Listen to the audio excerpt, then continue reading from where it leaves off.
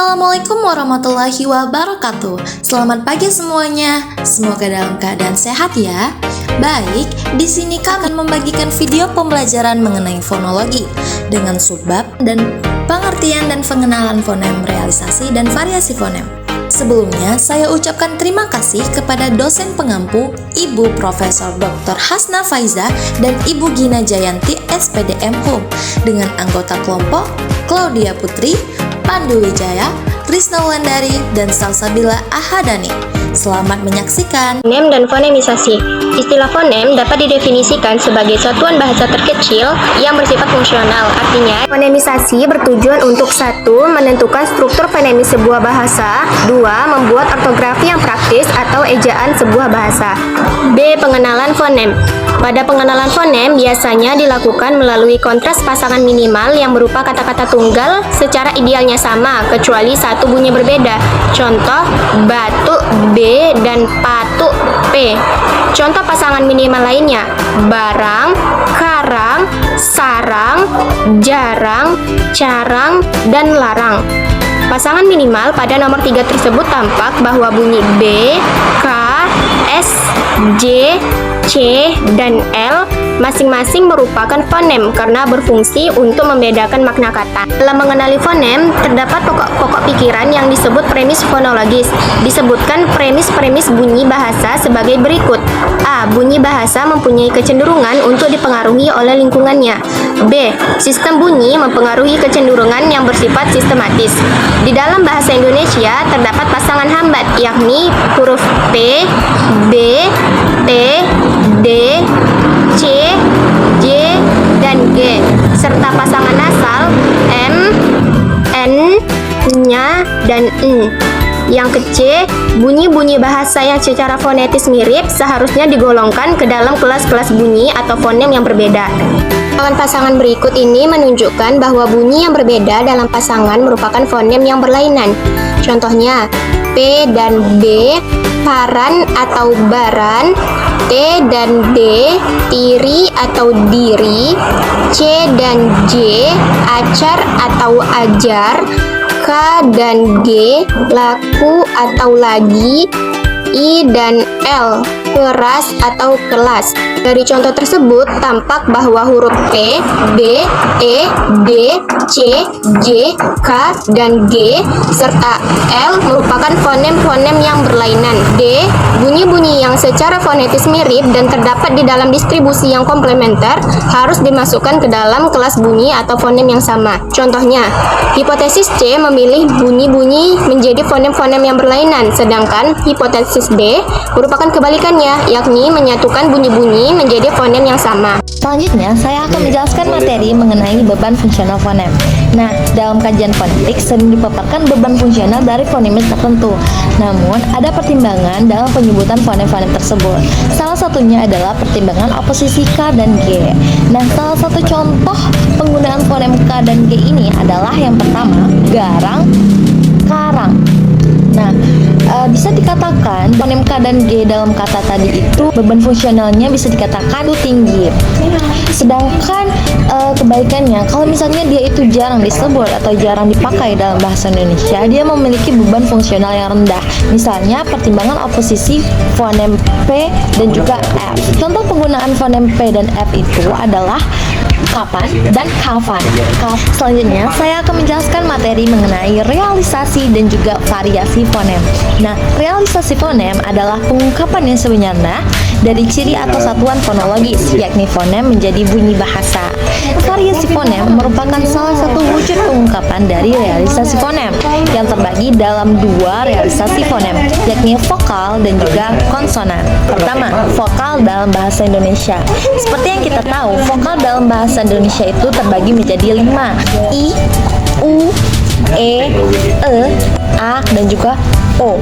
Sedangkan konsonan merupakan huruf-huruf yang tidak ada dalam vokal tadi. Nah, konsonan itu ada berbagai macamnya lagi. Yang pertama, konsonan hambat. Nah, konsonan hambat bilabial untuk fonem P dan juga B. P bersuara, sedangkan B tidak. Keduanya dilafalkan dengan bibir terkatup rapat dan udara di paru-paru tertahan sementara. Contoh, pola, bola, Lalu ada konsonan hambat dental.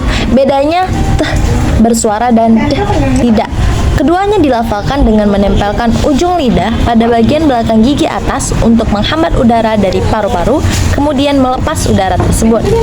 Ada pula yang menempelkan ujung lidah pada gusi sehingga tercipta bunyi alveolar.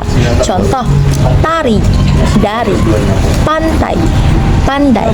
Yang ketiga, fonem hambat palatal pada fonem C dan juga J. Bedanya C bersuara C dan J tidak bersuara C. Dilafalkan dengan kedua lidah ditempelkan pada langit-langit keras untuk menghambat udara dari paru-paru, kemudian dilepaskan. Contoh, cari, jari. Lalu kemudian ada konsonan hambat velar dengan fonem K dan juga G. Bedanya K bersuara K, sedangkan G tidak G. Dilafalkan dengan menempelkan belakang lidah pada langit-langit lunak. Udara dihambat, kemudian dilepaskan. Contoh, kalah, galah. Lanjut ke materi selanjutnya, yaitu konsonan frikatif. Konsonan frikatif dalam bahasa Indonesia artinya geser, yaitu di sini ada contoh-contoh pengucapan dari konsonan frikatif. Lanjut ke konsonan getar. Konsonan getar termasuk bunyi bersuara yang dibentuk dengan menempelkan ujung lidah tidak pada gusi, kemudian menghembuskan udara sehingga udara tersebut secara berulang-ulang menempel dan lepas dari gusi. Contohnya, raja. Lanjut lagi ke konsonan lateral. Konsonan lateral termasuk bunyi suara yang dibentuk dengan menempelkan daun lidah pada gusi dan mengeluarkan udara melewati samping lidah. Contohnya, lama. Konsonan nasal ini ada 4. Dari keempat itu bersuara, perbedaannya adalah pada daerah artikulasi. Lanjut ke materi selanjutnya, yaitu semivokal. Dalam bahasa Indonesia terdapat semivokal fonem W dan fonem Y. Kedua bunyi itu bersuara dan dibentuk tanpa penghambatan arus udara, sehingga menyerupai pembentukan vokal, tetapi tidak pernah menjadi inti suku kata. Semivokal fonem W merupakan semivokal bilabial yang dilafalkan dengan mendekatkan kedua bibir tanpa menghalangi udara yang dihembuskan dari paru-paru. Contoh katanya yaitu waktu. Semivokal fonem Y merupakan semivokal palata yang dihasilkan dengan mendekatkan lidah pada langit-langit keras tetapi tidak sampai menghambat udara yang keluar dari paru-paru. Contoh katanya yaitu yatim. Selanjutnya adalah tentang variasi fonem. Variasi fonem adalah bentuk manifestasi bersyarat atau tidak bersyarat dari fonem. Fonem ini terbagi menjadi 2 penuturan dalam bahasa Indonesia. Contohnya fonem P. Fonem P itu memiliki 2 penuturan. Yang pertama terbuka atau terlepas, yang kedua tertutup atau tidak terucap. Fonem terlepas itu apabila bunyi fonem P itu terletak di awal kata. Contohnya kata pola, pola. Yang kedua adalah tertutup. Tertutup apabila atau tak terucap apabila fonem P itu terletak di akhir kata. Contohnya kata atap, atap. Apa itu alofon? Alofon adalah bentuk fonem yang membedakan kata, arti dan bentuk kata itu. Contohnya seperti kata bagi dengan pagi. Di sana kata fonem P dan B membedakan makna dan bentuk kata dari bagi dan pagi. Alofon ini tidak hanya terjadi pada fonem-fonem konsonan, tapi juga terjadi pada fonem-fonem vokal. Berikut adalah fonem-fonem vokal dan pembagian alofonnya. Yang pertama I. Vokal I mempunyai 4 alofon. Yang pertama terbuka, yang kedua tertutup, yang ketiga itu palatalisasi, yang keempat itu nasalisasi. Terbuka apabila vokal I itu terletak di suku kata terbuka. Contohnya kata lidi. Baru tertutup apabila vokal I itu terletak di suku kata tertutup. Yaitu contohnya garis, karena huruf I-nya termakan oleh huruf S. Yang ketiga itu palatalisasi, di mana bunyi fonem I itu diikuti oleh bunyi huruf Y. Itu terjadi apabila fonem I itu diikuti oleh vokal A. Contohnya kata dia, dia. bunyi huruf Y-nya hanya terjadi pada pengucapan, tidak pada penulisan.